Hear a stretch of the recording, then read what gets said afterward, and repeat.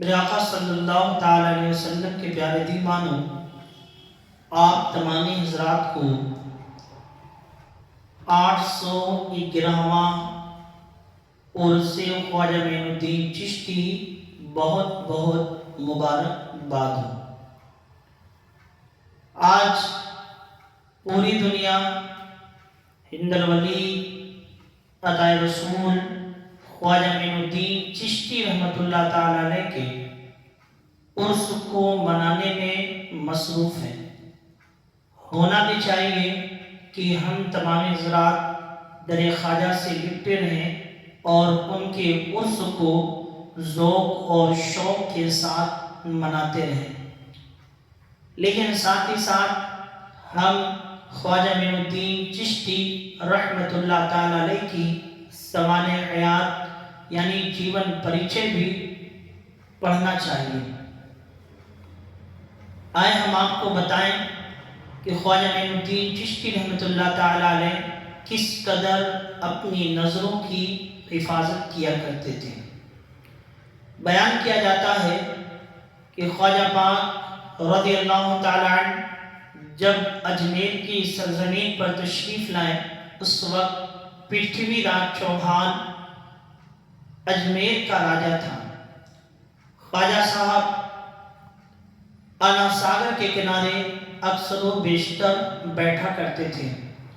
پرتھوی راج چوہان نے کیا دیکھا کہ دن بدن اس فقیر، اس درویش کے ماننے والے بڑھتے جا رہے ہیں، تو اس نے بڑے بڑے جادوگروں کو بلایا اور بلانے کے بعد کہا کسی طرح اپنے جادو سے اس فقیر، اس درویش کو یہاں سے بھگا دو۔ اس وقت خواجہ صاحب آنا ساگر کے قریب بیٹھ کر کے قرآن مقدسہ کی تلاوت فرما رہے تھے۔ جب خواجہ صاحب نے دیکھا کہ جادوگر آ رہے ہیں تو انہوں نے آیت الکرسی پڑھ کر کے اب جہاں بیٹھے ہوئے تھے اسے حصار کر دیا، یعنی گھیر دیا۔ جادوگر جادو کرتے رہے خواجہ صاحب کے اوپر، لیکن ان کا ایک بھی جادو خواجہ صاحب پر نہیں لگا، کوئی کام نہیں کیا۔ جادوگروں میں سے ایک سب سے بڑے جادوگر نے پرتھوی راج چوہان سے کہا کہ اس کے اوپر جادو نہیں اثر کر سکتا، اس کے اوپر جادو اس وقت اثر کرے گا جبکہ اس کی نظریں خطا کریں گی، اس کی نظریں غلطی کریں گی، تب اس کے اوپر جادو اثر کرے گا۔ پرتھوی راج چوہان نے کہا کہ پھر ان کی نظریں کیسے خطا کریں گی، آپ ہمیں کوئی مشورہ دیں۔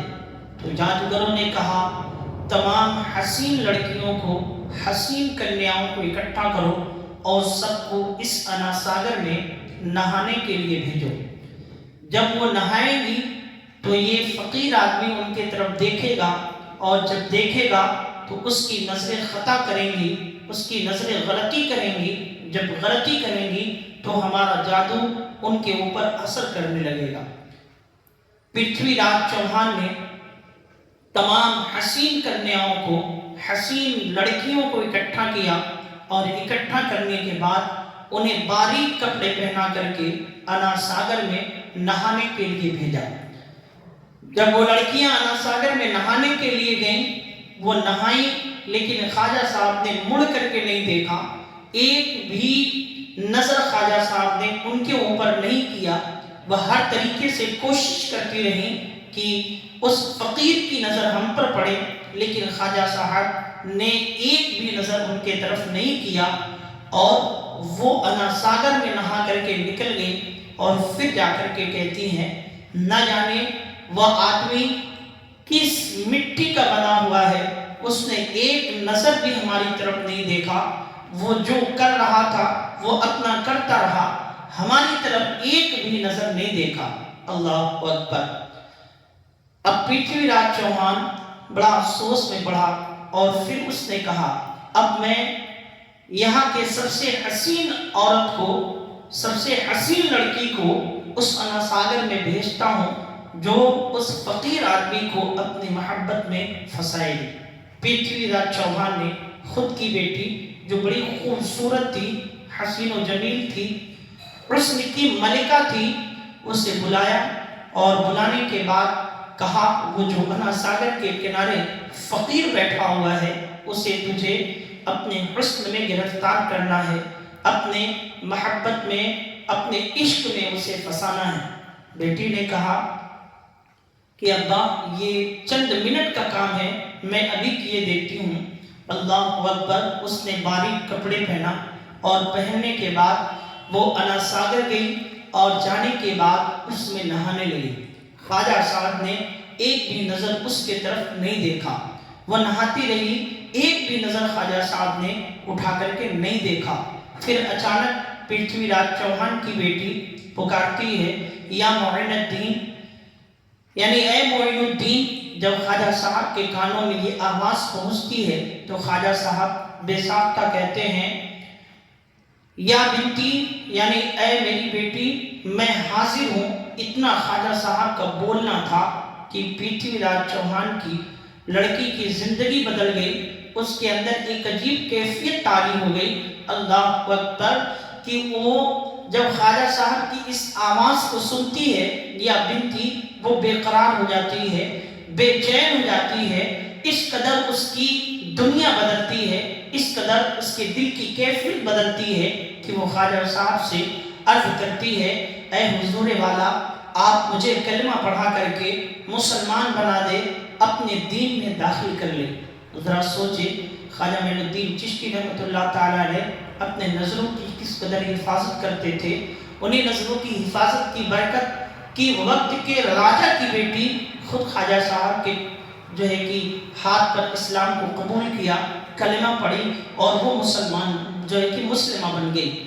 ذرا سوچیں، ہم خواجہ صاحب کو ہم مانتے ہیں، عرس بھی کرتے ہیں، فاتحہ بھی دیتے ہیں، ناز و نیاز بھی کرتے ہیں، نظر و نیاز بھی کرتے ہیں، سب کچھ کرتے ہیں، صحیح ہے، لیکن دوستو اتنی گزارش ہے جہاں اتنا کچھ ہم کرتے ہیں وہاں یہ بھی کریں کہ ہم خواجہ صاحب کے زندگی کی جو کہانیاں ہیں اسے بھی پڑھ لیں، ان کی جیون پریچے بھی پڑھ لیں، ان کی سوانح حیات کا مطالعہ بھی کریں، اور جس طرح خواجہ صاحب نے اپنی زندگی ہندوستان میں گزاری اس طرح ہم بھی گزارنے کی کوشش کریں تو انشاءاللہ عز و جل آج بھی اسلام کا پرچم بلند ہوگا، اسلام کا پرچم لہرانے لگے گا۔ ہمیں غلام خواجہ بن کر اللہ پاک سے دعا ہے کہ رہنے کی توفیق عطا فرمائے۔